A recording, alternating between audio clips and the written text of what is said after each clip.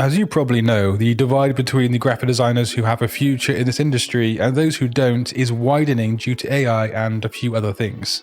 But the reason you click this video, and to put yourself on the right side of that gap, one thing you can do is to train your eyes in a very certain way.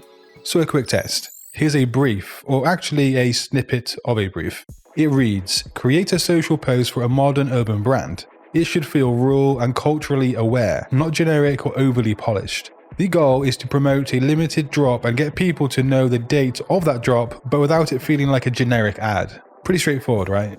Now the test parts. You've got 10 seconds. Which one actually solves the brief properly? Because this is where it gets a bit uncomfortable. Both of these look good, or pretty good, shall I say.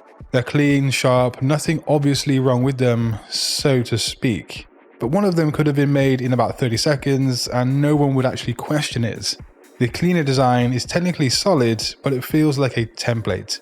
Everything is just too clean, too obvious, which ironically makes it easy to ignore. It tells you everything up front, so there's no curiosity, no humanity within it, and no real reason to engage with it either. The other design works because it holds something back. It feels more intentional, slightly imperfect, and culturally aware, which makes you pause and kind of lean into it.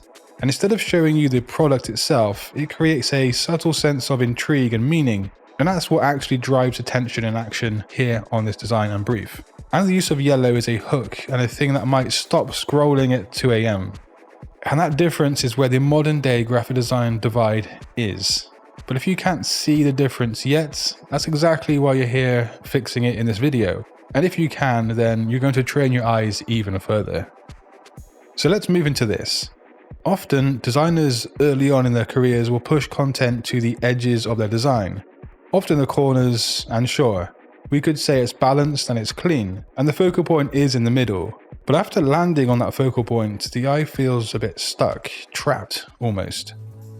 So one of the very first ways you need to train your design eye is to always consider the visual journey. Because going to this redesigned version, we can see a much clearer visual journey. The eye enters from the top left, it moves down into the composition, but instead of getting stuck in the middle, it's kind of pulled across and downwards through the detail on the right. There's movement and there's continuation, there's a journey, and it just doesn't stop immediately. And now that you've seen that, you're going to start noticing it everywhere. But here's something simple you can do to really train those eye muscles in a graphic design sense. Next time you see a design, anything like an Instagram post, a poster, a website, don't look at what it says. Just track where your eye goes in the first 3 seconds. Literally follow that path. And if you get stuck or you bounce around without any kind of direction, that design isn't guiding you. You can then feel a sense of pride that you have seen its weakness, and then maybe consider how you would change it yourself. This next point in the video is incredibly important. Followers of my content already know what separates a truly valuable designer in this day and age. It's that design mind and the design thinking. And with that fact and that knowledge at hand, we can bring it to an actual design. And then we pick it apart in terms of actual design decisions. Now this in of itself is a great exercise to determine what has been done and why. And then this helps you make far better choices when you find yourself next staring at a blank Illustrator artboard or trying to fix a broken design. So here on this design, at a first glance, it just looks clean. Maybe calm, minimal, quite nice actually. But once you slow down and actually start looking at the human decisions, you realize this isn't random at all and it's not just kind of prompted and AI driven. Take the image itself first. The boat is placed almost centrally, which gives it stability and it's kind of a focal point. But it's not static. It's moving away from us, the viewer, slightly towards the upper left. That direction matters more than people realize because it creates a sense of progression, of leaving, of quiet movement, which ties directly into the idea of silence and escape. That's what the brand is trying to hint at here. If the boat was coming towards us as the viewer or just sitting still, the entire feeling changes on the design completely. Then you've got the lighting. It's not harsh and it's not overly dramatic either. Rather, it's delightfully soft, golden, kind of nostalgic in some ways. And that's doing a lot of emotional work on this design without saying anything at all. It leans into the idealized Mediterranean feeling, the warmth, the calmness, the stillness, and it's not just a nice photo, it's kind of a very specific kind of atmosphere being chosen and being pushed onto you, the viewer. But now cast your eyes to the typography. It is a bit restrained, but nothing is shouting out too loud. Villa Burma sits comfortably, slightly elegant, slightly understated, to be honest.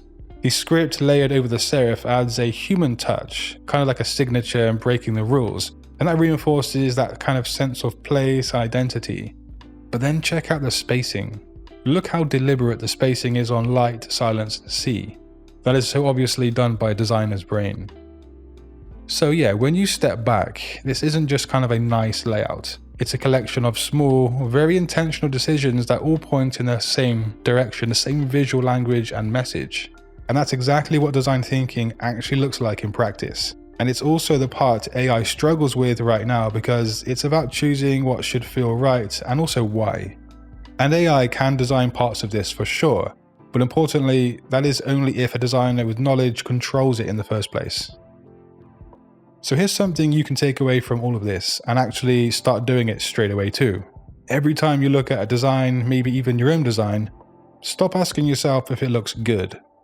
That's the easiest question to ask in the world, and it's not really helpful because it doesn't do anything for you. Instead, ask yourself 3 things. What is it trying to make me feel? What is it trying to make me do? And what decisions have been made to get me there on this design? If you can start answering those questions quickly without overthinking it, your design eye is for sure improving. Because that's really what training your eye is all about. It's recognizing intention first. Seeing why something works, or more importantly perhaps, why it doesn't work.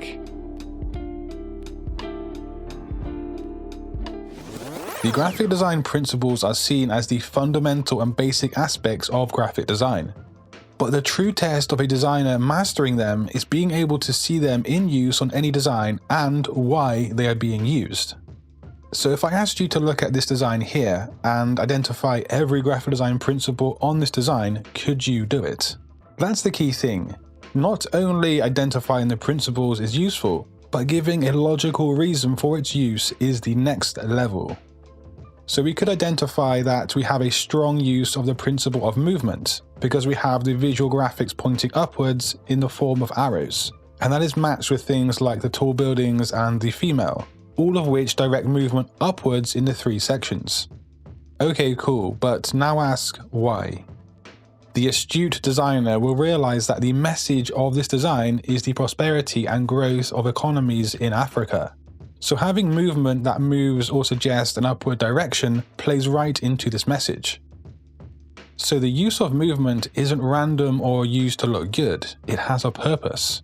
And I won't go into every single principle at play here, but one last time, let's take a look at a different design.